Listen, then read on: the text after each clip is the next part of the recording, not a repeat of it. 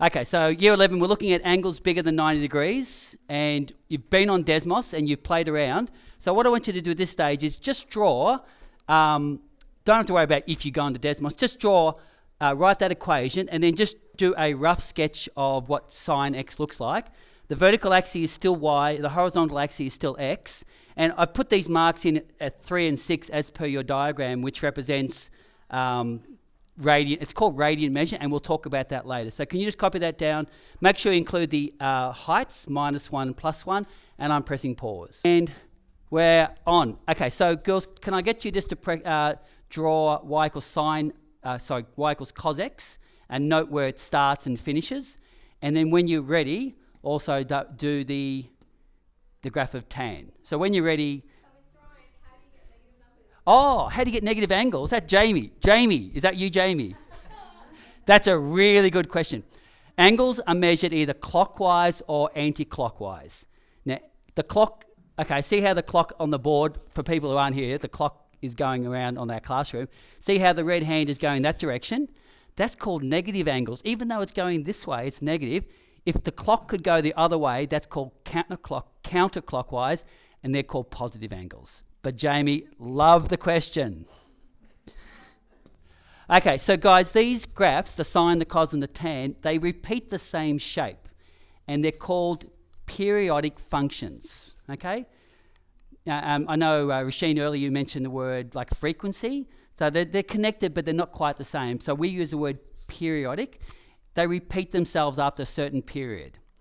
The length of the period, which again you could say frequency, they're not really the same thing, but the length of the period is the value before it begins at the same spot. So can you copy that down, and then we'll come back. No. Okay, so we're back on, and someone said no, but we'll just keep moving on anyway. Okay, so so this is the basic sine graph again, and please note that I've actually spelt the word properly. Sine is S-I-N-E, and cos is actually cosine, and tan is actually tangent. So let's just have it in our notes that the height from the middle spot to the top is called the amplitude, and the length before it repeats itself is called the period. So can you just put that in your notes as a separate thing? And of course the other graphs will have ready, and we're on again. So just as a side note, I had a question when we were off air. Just to be clear, like if the curve's pushed up to a new starting spot, the start to the top is there, and that's the amplitude. And the period is you can pick any spot. Like for instance, if I had the curve going back, if I picked that as my starting spot, and I've just got to keep going till I get back to the same starting spot, and then that would be the length of the period. So it doesn't matter what spot you pick, as long as you get back to the same spot, that's the period. Okay, so looking on the next slide. Okay, now, in the videos that you looked at last week, you were having a look at equations like some angle and the sine of it equals a half. And do you remember what button? I actually got it here. If you use your calculator, we're trying to isolate theta, so we end up with shift sine or inverse sine. Do you remember? Did you do that in your videos last week? Yeah. Okay, so if I'm trying to find the angle that makes sine equal to a half, I go shift sine a half, and the answer equals 30 degrees. All right? I'll just pause there just so you can all suck that in. Okay, so on your calculator, you got 30 degrees, which is an angle. Now, obviously, you've got to make sure your calculator's in degree mode. Make sure the calculator's got the D in it. So what the connection is between the graph and this is, if I draw sine, which goes to infinity and in both directions, and then I plot y equals a half, which is a straight horizontal line, question number one, how do I know y equals a half is a horizontal line? How do I know it's a straight line? How do I know it's horizontal? Hang on, I'll just pause and then we'll give you some thinking time. And we're back on. So we just had a discussion. So y equals a half is a straight line. It's a horizontal straight line because it has no gradient. And it's going to intersect with sine x in an infinite number of positions when those two things are equal to each other. Now, just down here, x and theta are the same things. They're variables. They can change. But just we normally plot y and x rather than y and theta. Okay? So Have you all got that copy down? Yes? Okay, so I'm going to move across to the next slide. Okay. So, for year 11 and year 12, we normally measure angles up to 360 degrees, which is one circle. But theoretically, I could have two circles which would be 720 degrees, or I could have three circles which would be 1080 degrees, etc., etc. So at the moment, pretty safe that I won't ever try to trick you. It'll be 0 to 360, okay? So 360 is a circle, and we have what is called a unit circle, and the word unit just means that the radius is 1. So what I'm going to do is I'm going to pause and I'll get you to copy it down. Okay, so we've got a unit circle measuring angles in a counterclockwise direction. Counter just means opposite to the clock. So it starts at 0, then goes to 90 at the top, then to 180, then to 270, then back to 360. So 0 and 360, you're at the same spot, okay? And strictly speaking, if you went clockwise, this would be the same as minus 90 degrees. This would be the same as minus 180 degrees. And this would be the same as minus 270. And this would be the same as minus 360. So it gets a bit repetitive. But that's why if you look at the graph of sine or cos, whatever the answer is at one spot, it's the same answer a bit further on. Okay, so we're moving on to the next page. And conscious of the time, we've got about 20 minutes left. Okay. Now, we're looking at now values of sine, cos, and tan ratios greater than 90 degrees. Okay, so I'm going to just pause and I'm just going to talk to you guys off air, then we'll come back. Okay, so while we were off air, we had students in the class giving me random numbers, and in the first... Now, it's good that someone actually mentioned the word quadrants. This is called the first quadrant. This is called the second quadrant, this is the third quadrant, and this is the fourth quadrant. And the fourth quadrant is the same as the minus first quadrant, but again, in year 12, that may come back, but maybe in year 11, we don't have to worry about negative quadrants. But I had random numbers given to me by students like 70, 145, 212 and 3/4, that was a good one, and 322, and also we had a negative answer, and we found that we had some similarities. We had all a positive, and then sine, tan, and cos are positive, only different things. Now, it's pretty random, isn't it? Okay? But when we go to the next slide, you'll understand what's happening. Now, the easiest way to remember it is in these questions, you just go A, S, T, C. And that means which ratios are positive. Okay? And in the textbooks, and especially if you lived in Sydney, it makes sense, all stations to central. All stations to central. Okay? And that's the way that traditionally, Jamie, you're on tape again because you're not paying attention. Thanks, Jamie.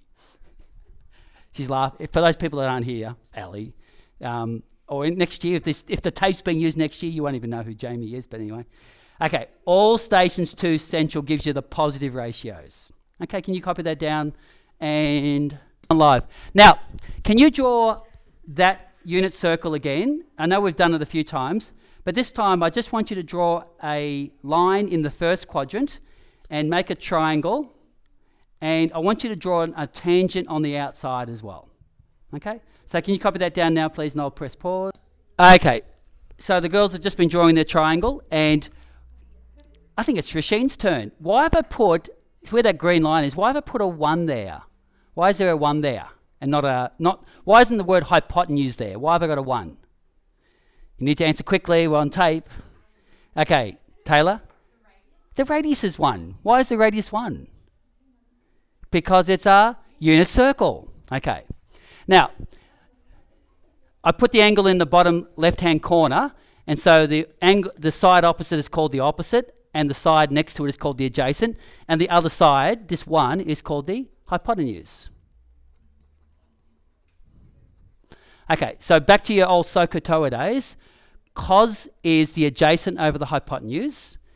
Okay, so I write the word adjacent because I don't know what it is, but the hypotenuse is 1 because the radius is 1. So adjacent over 1 is just the adjacent. So what this means is this length here, which is on which axis, the x or the y? X. So when we're measuring cos theta, we're actually on the x-axis. Okay? This is the x-axis. How big can the x-axis be for a unit circle? And how small can it be? -1. Okay? So cos, so that means that all cos thetas must be between 1 and -1. All cos thetas, they can't go bigger than 1. They can't go smaller than -1. They're stuck inside the circle. All right? Using the same idea, sine theta, by definition, is the opposite over hypotenuse, but the hypotenuse equals 1. So opposite over 1 is the opposite. So what does that mean? That means that this distance here, which I can transfer across to there, is the sine distance. So when you have sine theta, you're measuring distances on the y-axis. What's the biggest number that sine can be? 1. What's the smallest number it can be? -1.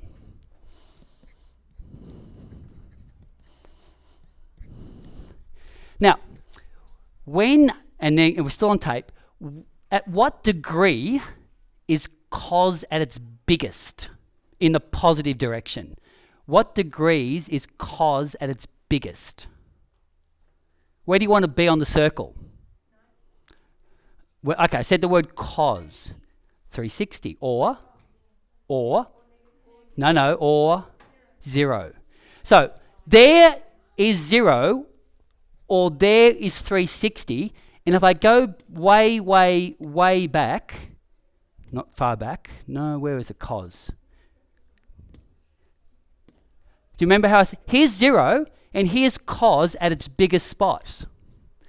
And going back, here's sine at its biggest spot at 90 degrees. Getting there. Here's sine at its biggest when it's up there at 90 degrees, and it's at its biggest in the opposite way at 270. Here's cos at its biggest at 0 and 360, and here's cos at its worst at 180. Okay? So the thing you have to get, when you're looking at cos, you're looking at the x-axis. And when you're looking at sine, you're looking at the y-axis. So can you copy that down? And we've only got 5 minutes left. And we're back on. Okay. Now, we've just been talking about sine and cos, and we haven't mentioned tan. And the reason tan has the word tan, which means tangent, no, it's not an Irish word. Oh, yeah, the black and tans. Okay. Yeah. Anyway, tan means tangent. So if I draw a tangent outside the circle, Jessica, you've just been named. Jamie, you've been named again. Okay. Girls, look what's happening. If I have the angle stopping there for sine and cos, if I continue it on until it hits the tangent, that's tan theta. Okay? Tangents, tan theta. So we're outside the circle. So for instance, if I have a really high angle, it's going to be way up in the ceiling when it hits the tangent. That's why tan can go above 1. Because the steeper the line, the longer it takes to get to the tangent. Okay, so what's the biggest number? What's the biggest number tan can get to? Infinity. What's the smallest number it can get to?